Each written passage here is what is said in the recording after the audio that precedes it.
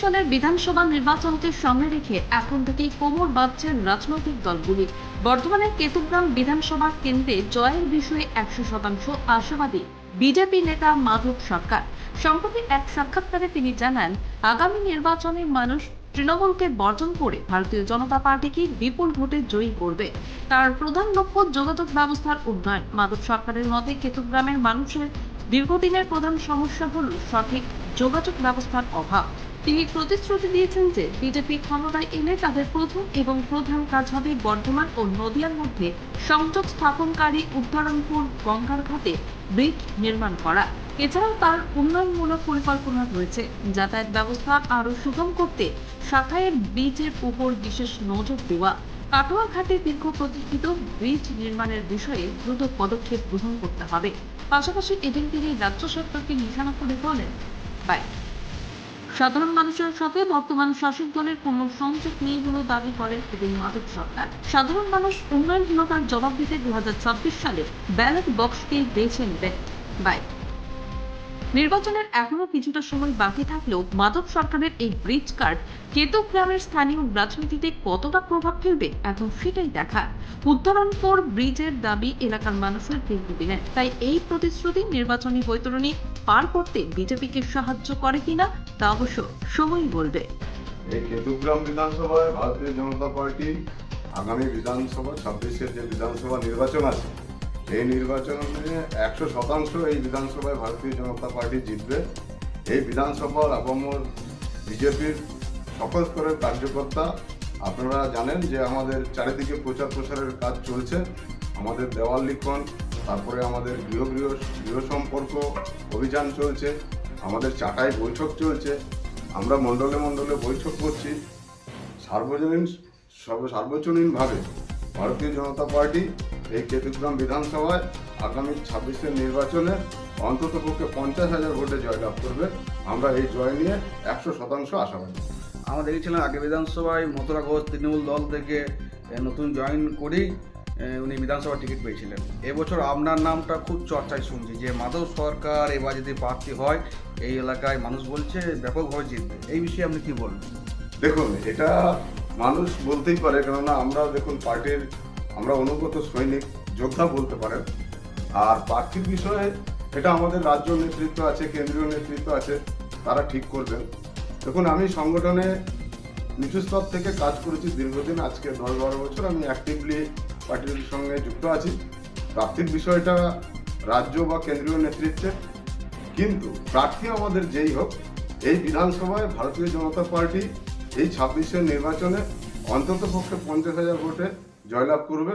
এটা আমি 100% নিশ্চিতভাবে আপনাদের বলতে পারি। আমরা দেখতে পেলাম এখানে মিঠুন চক্রবর্তী এসেছিল জনসভা করে, তারপর আর কোনো আমরা কেন্দ্রীয় নেতা উচ্চ নেতা আমরা দেখতে পাচ্ছি না। কি ভোটের দামা বাড়লে কি তখন কেন্দ্রীয় নেতা বা বাইরের নেতারা আসবে বলে আপনি মনে করছেন? না, দেখুন, আমরা বিগত দিনে আমরা প্রত্যেকটা আমাদের যেটা দলীয় স্ট্রাকচার আছে, আমরা শক্তি কেন্দ্র ভিত্তিক আমরা পরিবর্তন সংকল্প সভা, পথসভা আমরা করেছি। এই কেতুগ্রাম বিধানসভায় আমার 64টি শক্তি কেন্দ্রের মধ্যে কমপক্ষে আমরা 45 থেকে 50টি শক্তি কেন্দ্রে আমরা পথসভা করেছি। তারপরে আমাদের বিধানসভায় যেটা আমাদের জনসভা হয়েছে, আমাদের সম্মানীয় নেতৃত্ব মিঠুন চক্রবর্তী এসেছিলেন। এখন আমাদের এসআইআর পর্বের কাজ চলছে। এই কাজ কমপ্লিট হওয়ার পরে ভোটের দামামা বেজে গেলে, ভোট বা নির্বাচন কমিশনের পক্ষ থেকে ভোট ঘোষণা হলে আগামী দিনে কেতুগ্রামে এখনো 2-3টে জনসভা ভারতীয় জনতা পার্টি করবে। কেতুগ্রাম বিধানসভার মানুষ, সাধারণ মানুষ বরাবরই সব শুভবুদ্ধি সম্পন্ন মানুষ, রাজনৈতিক সচেতন মানুষ। দেখুন, আজকে সারা রাজ্য জুড়ে তৃণমূলের যা মানে পরিস্থিতি, বা তৃণমূল সরকারটা যেভাবে চালাচ্ছে, একদম নিচু স্তর থেকে উপর স্তর পর্যন্ত সম্পূর্ণ জায়গায় দুর্নীতি, বেকারত্ব, মহিলাদের সুরক্ষা নেই। সরকারটা শুধু ভাঁওতাবাজি আর ভাতা দিয়ে চালানোর চেষ্টা করছে। কিন্তু আপনি দেখে থাকবেন যে সাধারণ মানুষ কিন্তু আজকে তৃণমূলের সঙ্গে নেই। আজকে বিজেপি কার্যকর্তারা এলাকা এলাকায় কাজ করছে। আমি আপনাকে বলে দিচ্ছি, আগামী যে বিধানসভা নির্বাচন আছে, এই কেতুগ্রাম বিধানসভা, এটা হচ্ছে, দেখুন, বাম জামানায় এই সিটটা 25 বছর আপনার এসসি ছিল। এই বিধানসভার এসসির একটা ঘর, যেমন আমাদের সংখ্যালঘু 35% ভোট আছে, তার সঙ্গে সঙ্গে এসসি সম্প্রদায়ও 36% সামথিং কিছু আছে। তো 25 বছর এটা সিপিএম ধরে রেখেছিল সিটটা শিডিউল কাস্ট করে। এই এলাকায় শিডিউল কাস্টের সংখ্যাটা বেশি, যারা জেনারেল কাস্টের লোক আছেন তারাও বিজেপির সঙ্গে আছেন, আমাদের সবাই আমরা বিজেপির সঙ্গে আছি, কিন্তু সংখ্যায় একটু শিডিউল কাস্টরা বেশি। আর প্রার্থী আমি হই বা অন্য কেউ হোক, প্রার্থী যেই হবে নিশ্চয়ই আমার ভারতীয় জনতা পার্টির একজন প্রার্থী এই কেতুগ্রাম বিধানসভায় হবে। জয় নিয়ে আমরা 100% আশাবাদী।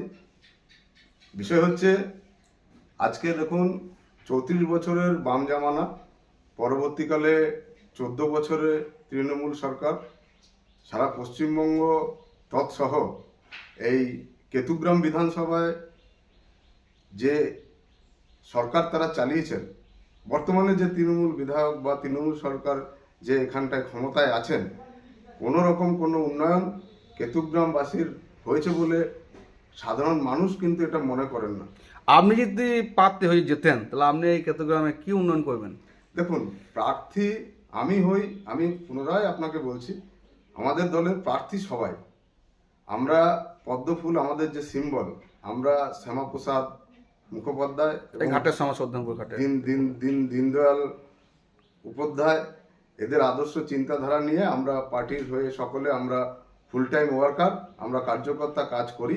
প্রার্থী আমাদের যেই হোক, বিজেপি ক্ষমতায় আসলে, দেখুন আজকে কেতুগ্রামের সমস্ত যে 17টা অঞ্চল আছে, বিস্তীর্ণ এলাকায় আপনি ঘুরে দেখবেন সব জায়গায় কিন্তু উন্নয়নের ছোঁয়া পর্যন্ত কোথাও লাগেনি।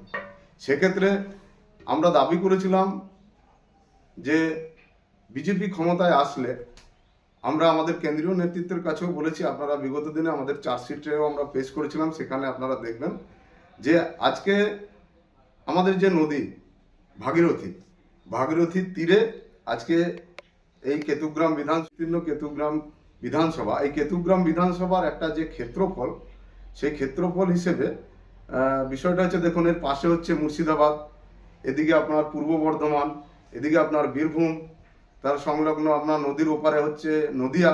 তা আমরা চাইছি এই নদীর উপরে, ভাগীরথীর উপরে যদি আমরা একটা ব্রিজ নির্মাণ করতে পারি, সড়ক যোগাযোগের মাধ্যমে আমাদের নদিয়ার সঙ্গে কলকাতা এবং তৎসহ আমাদের এইদিকে পশ্চিমে বীরভূম, বোলপুর, দুর্গাপুর হয়ে আমরা সরাসরি দিল্লির সঙ্গে আমরা সংযোগ করতে পারবো। এতে এই বিধানসভার সমস্ত এলাকার মানুষের একটা কর্মসংস্থান হবে, উন্নয়ন হবে, নতুন নতুন রোজগারের দিশা বেরোবে। তার সহ আপনারা জানেন এই যে ভাগীরথীর পাড়ে বিস্তীর্ণ পাড় আছে, এই পাড়ে কিন্তু আপনার ভাঙন হচ্ছে, এই ভাঙন রোধ করতে কিন্তু তৃণমূল সরকার ব্যর্থ। এই গঙ্গা নদীর ভাঙনে পুরো যে বিস্তীর্ণ এলাকা আছে, এই নদীর পাড় বাঁধাতে হবে। এই এলাকায় আমরা চেয়েছিলাম যে ব্রিজ, আমরা যেটা দাবি করেছি যে গঙ্গার উপর দিয়ে একটা ব্রিজ, ভাগীরথী আমাদের যে ঘাটটা আছে ভাগ্যমন্তপুর, এখানটায় যেখান থেকে খেয়া পারাপার হয়, এটা ব্রিজটা করতে হবে। আমাদের এখানে আপনারা জানেন যে এনটিপিসির একটা প্রজেক্ট হওয়ার কথা ছিল এই আমাদের শ্রীখণ্ড কৃষিগ্রাম এলাকায়, ওটাও আমাদের বিধানসভার ক্ষেত্রফলের মধ্যেই পড়ে, যেহেতু ওখানটায় বলা হয়েছিল এনটিপিসির পক্ষ থেকে কাটোয়ার সঙ্গে একটা ফুট ব্রিজ ওনারা করবেন। এর আগে এই বিষয় নিয়ে অনেক আলোচনা হয়েছে, সংবাদ মাধ্যমেও প্রসারিত হয়েছিল, আমরা সেটাও করার চেষ্টা করব। তাছাড়াও আমরা চেয়েছিলাম এই কেতুগ্রামে একটা মহিলাদের জন্য ওমেন্স কলেজ যদি করা যায়, সেটা আমরা চিন্তা ভাবনা করব। এই কেতুগ্রামে যে সকল স্বাস্থ্য কেন্দ্রগুলো আছে, প্রাথমিক স্বাস্থ্য কেন্দ্র, দেখুন আমাদের যা ক্ষেত্রফল, সেই হিসাবে আজকে এই এলাকার মানুষের যদি কোনো রকম অসুবিধা হয়, মানে শরীর অসুস্থ হয়, সেক্ষেত্রে আমাদেরকে প্রাথমিক চিকিৎসা পর্যন্ত কিন্তু এই এলাকায় ব্যবস্থা নেই। সেক্ষেত্রে আমাদেরকে ছুটতে হয় আমাদের পাশের বিধানসভা কাটোয়ায়, আপনারা জানেন, সেটা আমাদের জন্য খুবই অসুবিধা। আমরা চাইছি এই কেতুগ্রামের মধ্যবর্তী এলাকায় যেন এই বিধানসভার সকল স্তরের মানুষ সেখানে পরিষেবা পায়, তার জন্য একটা সুপার হসপিটাল আমরা করার চেষ্টা করব।